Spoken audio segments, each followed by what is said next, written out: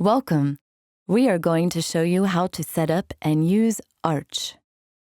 Before starting to use Arch, make sure that you have at least one Phantom speaker installed. Start by placing Arch and the power cord out of the packaging. Connect Arch to the mains using the power cord and wait until the white light on Arch stops blinking.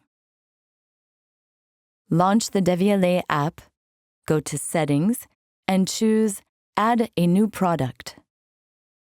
Select Arch from the list and choose your preferred inputs between phono if you are using a turntable, line for a radio tuner, and digital for a CD player.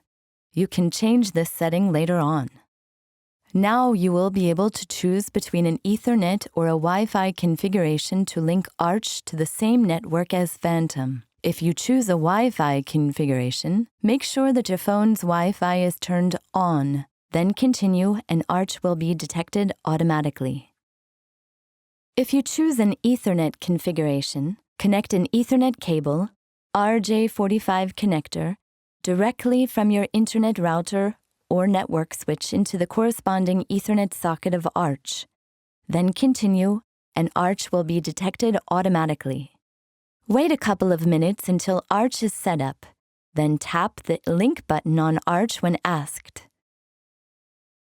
That's it. Arch is ready to be used.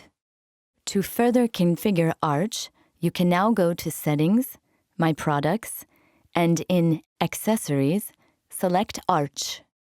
Use the Source menu to adjust Arch to your sources. If you are using a turntable, you can adjust the phono preamplification sensitivity according to your turntable cartridge. The default value is 5 millivolts. If you are using the line input, you can adjust the line sensitivity according to the source you are using. Default value is 2 volts. If you are using a digital cable, you can decide which source to activate between the left input and the right input. Thank you. We hope you have a great time using Arch.